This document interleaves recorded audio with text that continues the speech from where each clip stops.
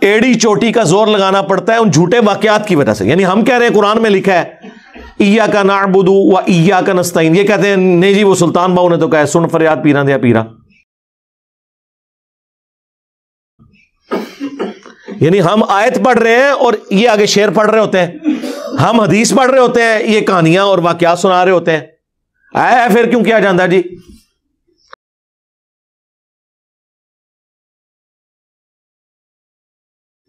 اور اے پھر کیوں کیا جاندہ, وہ ہوندے ہی کدھر نہیں ہے. ہم رفع الیدین کی حدیثیں بیان کر رہے ہوتے ہیں, یہ کہتے ہیں جی وہ اے پھر کیوں کیا جاندہ ہے کہ وہ بت رکھ کے آندے سن, وہ سرکار کو پتہ نہیں, سانو نہیں پتہ کیوں کیا جاندہ ہے. اور بیان کرنے والے بھی ان ناسکے نے. جب سے ہم نے کہا کہ کوئی جھوٹی حدیث ہی سنا دیں, ضعیف چھوڑ دیں, جھوٹی حدیث کسی کتاب میں لکھی ہو, یعنی انگوٹھے چومنے والی جھوٹی حدیثیں ہیں لیکن کہیں لکھی ہوئی ہے موضوعات شریف میں. وہ گھڑی ہوئی حدیثوں کے اوپر جو کتاب لکھی ہے نا, ابن جوزی نے بھی لکھی, ملا علی قاری نے بھی لکھی, اور لوگوں نے بھی, کہ بڑی بڑی گھڑی ہوئی حدیثیں کون سی ہیں. لیکن یہ بغلوں میں بت رکھنے والی تو کوئی گھڑی ہوئی حدیث بھی نہیں ہے, اور پبلک کے اندر مشہور ہے. پھر ہمیں بتانا پڑتا ہے کہ بھائی رفع الیدین تو نماز کا حسن ہے, حضور نے حکم دیا ہے جی, حکم کتنے ہے؟ اور ایک وہ دیوبندیوں کا مولوی ہے, وہ اس کا نام رکھا ہے دلیل کا بے تاج بادشاہ. اس کے تاج کے ساتھ جو میں نے کر دیا ہوا ہے نا, وہ کہتا ہے جی میں اتنے لاکھ انعام دوں گا کوئی رفع الیدین کا حکم دکھا دے. سرکار ہم انعام نہیں لیتے, آپ سے آپ کی آخرت کا سوال کرتے ہیں کہ توبہ کریں اپنے اس جھوٹ کے اوپر. ہم دکھاتے ہیں رفع الیدین کا حکم بخاری مسلم سے, لیکن پہلے آپ بات کو سمجھیں, یہ ایک مقدمہ ہے. صحیح بخاری اور مسلم کی متفقن علیہ حدیث ہے. نبی علیہ السلام نے فرمایا اللہ نے مجھے جوامع کلمات کے ساتھ بھیجا ہے, میں بات مختصر کرتا ہوں اور مفہوم گہرا. بخاری مسلم دونوں میں حدیث ہے انما الاعمال بالنیات, اعمال کا دار و مدار تو صرف نیتوں کے اوپر ہے. اب یہ ایک جملہ ہے, اس کے اوپر پوری کتاب لکھی جا سکتی ہے. یہ ہے جوامع کلمات,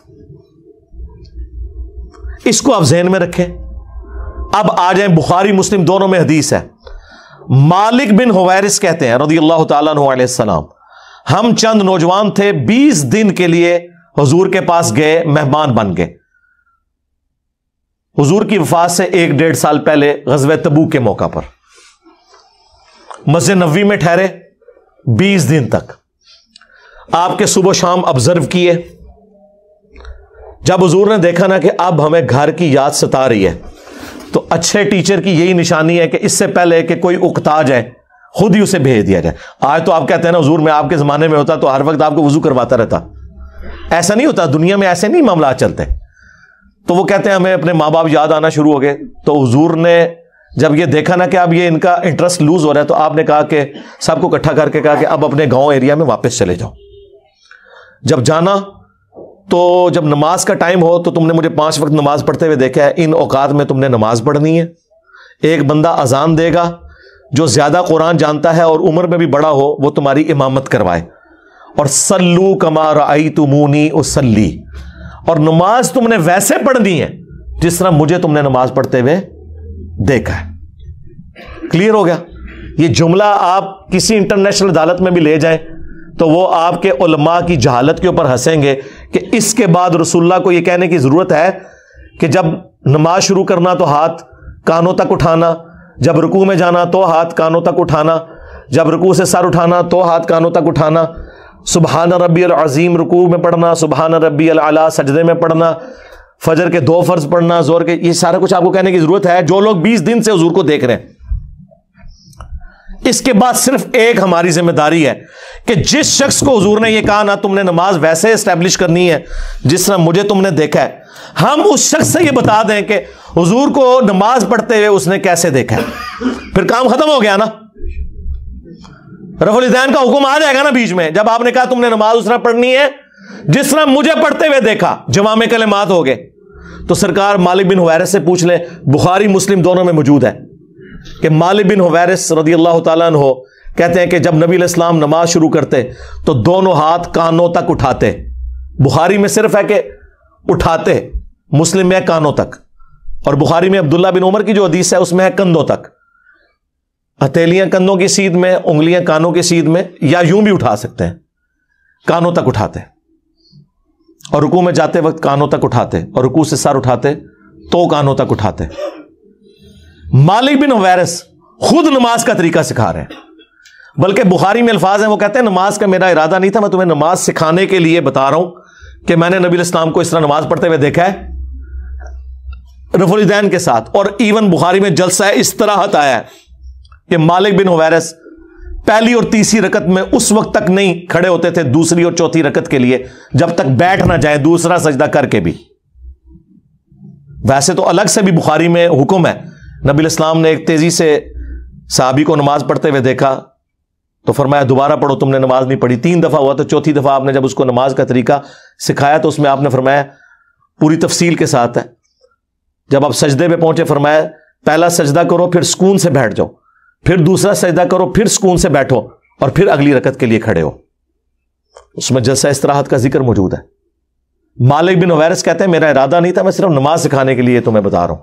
اور مالک بن حویرث وہ ہیں جو حضور کی وفات سے 1-1.5 سال پہلے مسلمان ہوئے ہیں، اور آپ کو دیوبندی بریلوی حنفی یہ کہانی کرا رہے ہیں جی مکے میں رفع الیدین ہوتا تھا، مدینے میں منع ہو گیا۔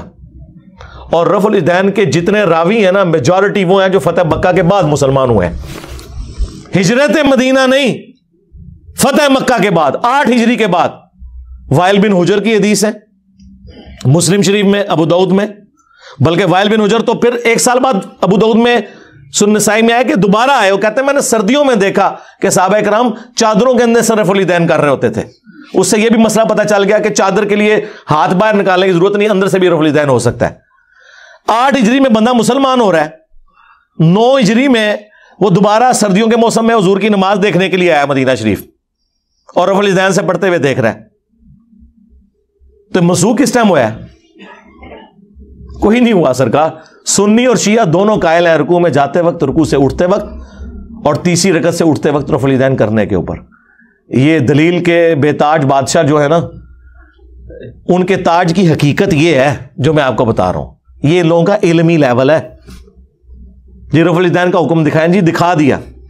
اب آپ کے پاس قیامت تک ٹائم ہے کہ آپ نے بتانا ہے کہ مالک بن حویرث نے یہ جو نعوذ باللہ غلط نماز سکھائی، کب انہوں نے توبہ کی یہ غلط نماز سکھانے سے، یہ ذرا آپ نے بتانا ہے۔